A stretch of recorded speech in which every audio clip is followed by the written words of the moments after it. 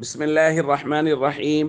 عن أنس رضي الله تعالى عنه قال قال رسول الله صلى الله تعالى عليه وسلم يهرم ابن آدم وتشب منه اثنتان الحرص على المال والحرص على العمر رواہ الترمذی۔ نبی کریم صلی اللہ علیہ وسلم نے ارشاد فرمایا انسان بوڑھا ہو جاتا ہے مگر اس کی دو چیزیں جوان رہتی ہیں، ایک مال و دولت کا حرص اور دوسرا لمبی عمر کا حرص۔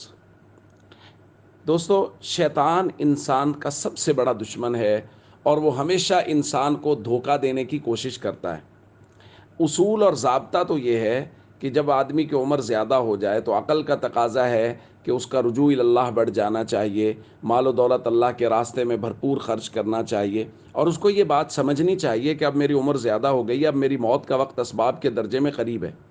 لیکن شیطان ایسا دھوکہ دیتا ہے، ایسا مکر و فریب میں مبتلا کرتا ہے کہ آدمی کی عمر جس قدر بڑھتی رہتی ہے اس کا حرص علی المال اور حرص علی العمر وہ ساتھ ساتھ بڑھتا رہتا ہے، جیسا کہ نبی کریم صلی اللہ علیہ وسلم نے فرمایا۔ اور دیکھنے میں ایسا ہی آیا ہے، نوجوانوں میں خرچ کرنے کا جذبہ زیادہ ہوتا ہے بنسبت بزرگوں کے، بلکہ بسا اوقات تو ایسا بھی دیکھنے میں آیا کہ نوجوان بیٹا جو کماتا ہے اس نے والد صاحب کو پیسے دیے، بڑی عمر کے بزرگ ہیں کہ جی جائیں مدرسہ میں دے دیں، تو انہوں نے آدھے پیسے خود رکھ لیے، آدھے مدرسہ میں دے دی۔